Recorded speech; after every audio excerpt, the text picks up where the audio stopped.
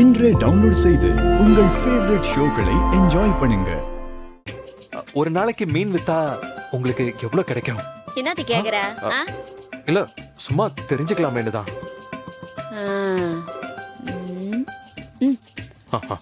ஒரு 1000 ரூபாய் கிடைக்கும்.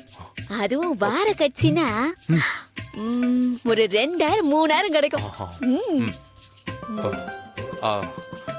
உங்களுக்கு பணம் தானே பிரச்சனை?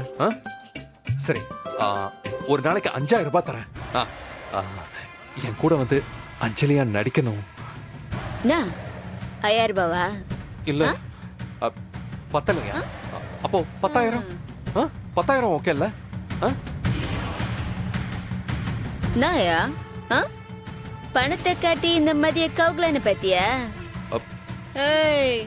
பணத்துக்கு வேலை போறவல்ல சார் இந்த மதி. கோடி ரூபாய் கொட்டி கொடுத்தாலும் மனசுக்கு விரோதமான செயல என்னைக்குமே இந்த மதி செய்ய மாட்டா. மதி மதி, நீங்க அப்படி நினைக்கிறீங்க?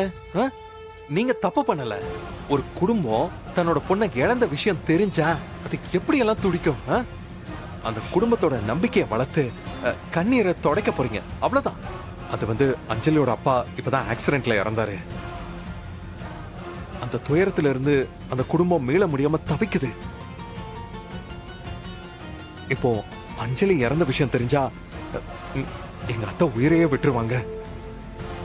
நீங்க ஒரு 4 பேர் உயிரை காப்பாத்த போறீங்கன்னு நினைச்சுக்கோங்க. ப்ளீஸ் தயவு செஞ்சு மதி. என்னையா நீ சென்டிமெண்டா பேசி இந்த மதியவே கவுக்க பாக்குற? என்ன உன் கூட நான் வந்தா என் வீட்ல இருக்கிறவங்களுக்கு நான் என்னையா பதில் சொல்றது?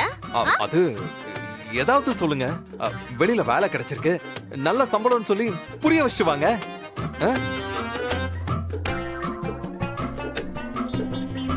எவ்வளவு துட்டு கொடுக்குறேன்னு சொன்னா? 10000. ஒரு நாளைக்கு 10000 ரூபானா மாசத்துக்கு எவ்வளவு வரும்? 3 லட்சம்.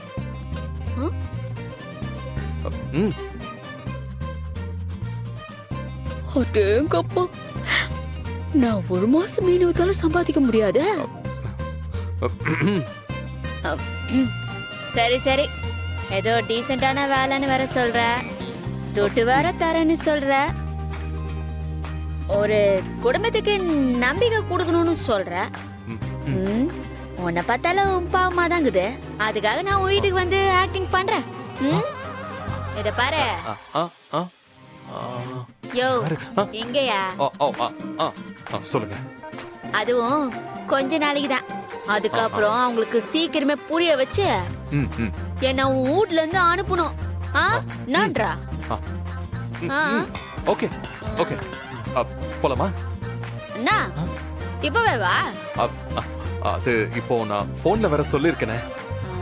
பாலம் அஞ்சலி, தெரியும் உன் பேரு மதி. அங்க இல்ல, இங்க இங்க பாலம்.